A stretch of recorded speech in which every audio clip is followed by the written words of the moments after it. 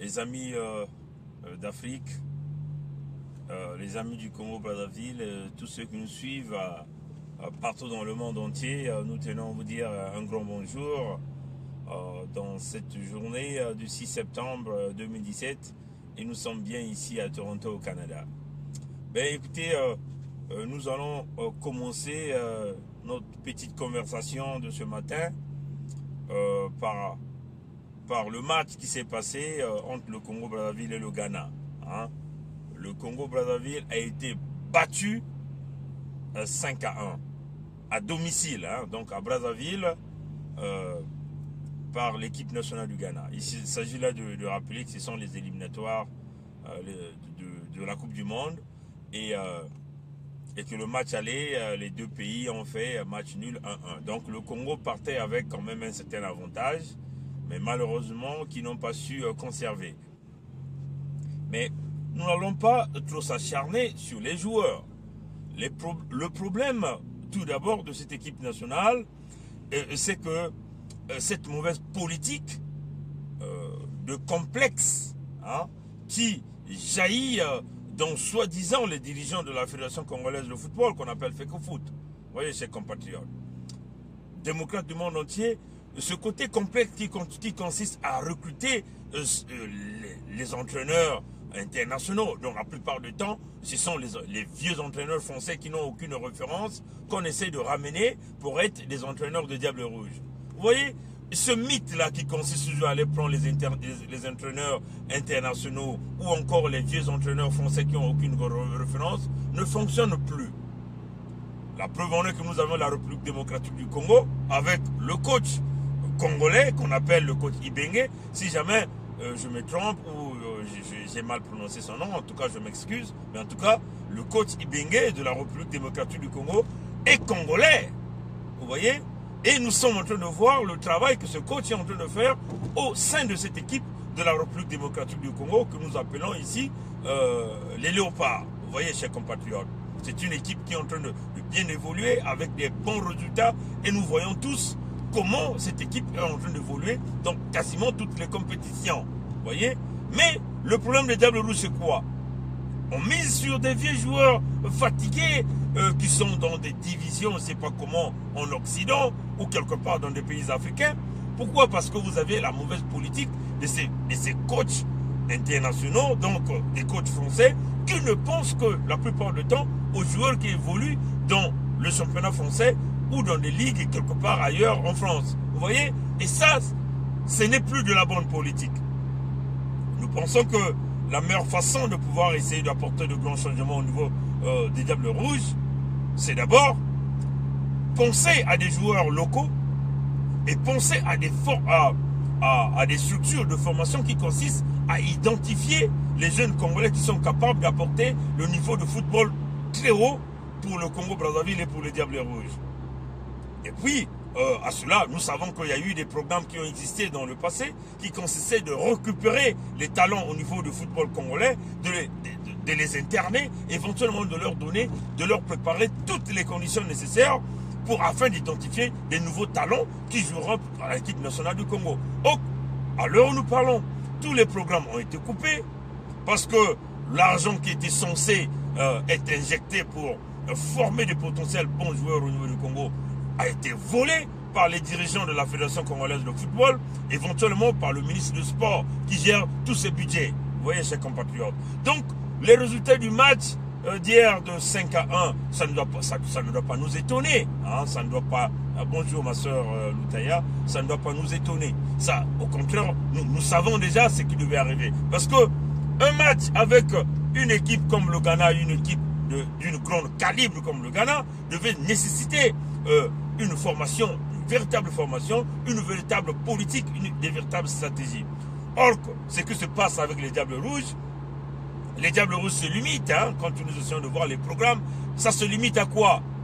À faire manger le joueur la boîte sardine avec les pains, et puis aller jouer le match.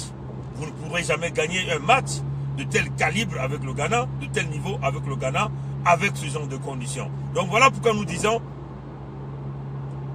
pour que nous arrivons à avoir une bonne équipe au niveau du Congo-Brazzaville, il faut d'abord changer les politiques de recrutement des entraîneurs. Les coachs français n'ont plus de place. C'est déjà des coachs fatigués, des coachs expirés qui sont maintenant en train de venir en Afrique pour venir devenir des hommes d'affaires, des hommes riches. Parce que nous ne savons pas aussi combien ces gens-là rapportent quand ils essaient d'emmener les joueurs congolais qui évoluent dans des championnats quasiment qui n'existent pas en France. Mais quand ils viennent au Congo, ils deviennent des grands joueurs. Donc, il faut d'abord mener une politique qui consiste à recruter les nationaux, les former convenablement, mettre des fonds, injecter des fonds pour pouvoir donner du vrai football de qualité pour le Congo-Brazzaville. Enfin, il faut changer le nom. Vous voyez, le nom de Diable Rouge est équivalent au nom de Sassou Nguesso. Vous voyez, une équipe qui porte le nom du diable ne peut jamais gagner le match devant une équipe qui invoque le nom de Jésus-Christ. Donc éventuellement les Ghanéens, c'est des pratiquants religieux, c'est des gens qui prient. Vous voyez, chers compatriotes, il faut d'abord aussi que ce nom-là change. Mais ce n'est pas pour rien, Sassou maintient le nom diable, pour continuer toujours à vilipender, même dans l'équipe nationale. Vous voyez, chers compatriotes, il faut que cela aussi change. Vous voyez. Maintenant, après avoir parlé de ce sujet sur les Diables Rouges, je vais essayer d'introduire rapidement ce petit triangle de Bermude, ce qui existe au Congo. Vous voyez, chers compatriotes, au Congo, nous avions ce que nous appelons le triangle de Bermude. Donc, on voit les Nguesso, on voit les Kolela, et on voit l'UPADES, c'est par le biais de Pascal Satima Biala. Chers compatriotes, comme vous le savez, ce que le triangle de Bermude est capable de faire au niveau de l'aviation, et le triangle de Bermude que nous avions au Congo crée à tout moment le grand tsunami, les grands cyclones qui se passent au niveau du Congo-Brazzaville est manipulé par le triangle de Bermude. Vous voyez? Donc si nous n'arrivons pas à éradiquer ce triangle de Bermude au Congo-Brazzaville, rien ne pourra se faire dans ce pays. Vous voyez? Donc, quand on parle de triangle de Bermude, les gens qui créent de l'agitation dans ce pays, les grandes troupes dans ce pays, c'est les Nguesso, les Kolela et l'UPADES par le biais de Pascal Satima Biala et éventuellement le fils de Pascal Lissouba qui sont allés chercher. Donc, et puis à cela, il faut ajouter les petits triangles de Bermude que nous avions dans la région de Kwilu, par exemple Honoré Paka, le roi Maluango, et aussi nous avions aussi le roi Makoko au niveau des plateaux. Vous voyez, donc ces triangles de Bermude là, si nous n'arrivons pas à éradiquer ce triangle là, ça sera difficile d'apporter le développement dans le pays, d'apporter la paix, d'apporter la joie au sein des populations. Bon, nous voulons ici vous parler encore du Fonds monétaire international selon les négociations. Hier, on vous a déjà donné quelques états selon les informations qui transpirent.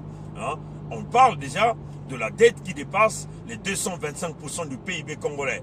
Donc on a découvert pas mal de choses, pas mal de dettes qu'ils ont encore cachées. Maintenant, nous nous posons la question, avec toutes ces découvertes-là, que le Fonds monétaire international est en train de faire, selon le travail qu'ils sont en train de faire au niveau du Congo, mais est-ce que ça serait logique pour le Fonds monétaire international d'accorder un prêt aux gens qui veulent les frauder? Nous savons tous que pour nous qui vivons en Occident, même vous qui vivez au Congo, quand vous voulez aller chercher un crédit auprès de la banque, vous déposez un dossier et la banque donc évolue le dossier. Et par rapport à la crédibilité de ce dossier, la banque se décide si le prêt va être accordé ou pas. Mais quand la banque reconnaît déjà que votre dossier n'est pas crédible et que la banque découvre par ses services d'enquête que vous avez présenté de la documentation frauduleuse, en ce moment-là, la banque vous dit carrément qu'on ne peut pas vous accorder le prêt parce que vous avez présenté des documents qui ne reflètent pas la réalité. C'est le même cas avec le Congo-Brazzaville. Vous voyez, le Congo a présenté des faux documents au Fonds monétaire international. Le Congo a présenté de la tricherie, des documents frauduleux. Bien sûr, en utilisant le service des experts que nous avons aujourd'hui, que leur expert c'est Dominique Strauss-Kahn, et nous pensons que c'est sous le conseil de ce monsieur que ces documents ont été présentés au Fonds monétaire international. Vous voyez? Mais quand le Fonds monétaire international se rend compte que les documents ont été fraudés, Et en ce moment-là, nous pensons qu'il n'y a plus de crédibilité pour le Fonds monétaire international de continuer à travailler avec ce genre de système où vous avez des gens qui ont bâti leur idéologie et que sur la tricherie, sur le vol et sur le pillage. Vous voyez, chers compatriotes, c'est là où nous nous posons la question. Quand une banque découvre que vous avez fraudé, vous avez présenté des faux documents, en ce moment-là, on met carrément une croix. On ne continue pas les négociations. Maintenant, si le Fonds monétaire international est en train de continuer à négocier, nous disons, est-ce que c'est une façon seulement de chercher à savoir réellement quel est l'état financier du Congo que cet homme a plongé ce pays, ou à la fin, on va donc se mettre à vouloir négocier un prêt. Mais si nous pensons qu'il y a une négociation de prêt qui va se faire, non seulement là, nous avons des suspicions sur des potentiels gens qui font cette négociation et qui donc, par le biais des commissions qu'ils vont recevoir, ils vont donc attribuer le prêt au prêt congolais, à ce gouvernement illégitime et illégal de Brazzaville. Et en ce moment-là, nous pensons que en ce moment-là, le Fonds monétaire international ne jouera plus son rôle de gendarme financier du monde, mais plutôt d'un simple fraudeur qui veut se partager de l'argent pour plonger un pays dans la complication et dans la difficulté. Voilà un peu les grandes lignes que nous tenons à faire nos analyses ce matin. Nous pensons que, chers compatriotes, la vigilance, c'est quelque chose que nous devons maintenant prendre en considération, parce que comme nous le savons, les reptiliens sont décidés, comme on dit, de sucer tout le jus du Congo, c'est-à-dire de sucer toutes les finances, de sucer le sang de Congolais, de sucer et de détruire complètement le Congo. Maintenant, c'est à nous, les jeunes Congolais, de comprendre que c'est la vigilance qui peut arriver à nous faire gagner ce combat. Que Dieu nous bénisse tous, que Dieu bénisse les femmes du Congo, les jeunes du Congo et tous les citoyens congolais qui ont compris le sens de ce combat. Et nous pensons que seule la lutte libère et nous allons gagner ce combat. Merci et passez une bonne journée. À plus tard. Au revoir.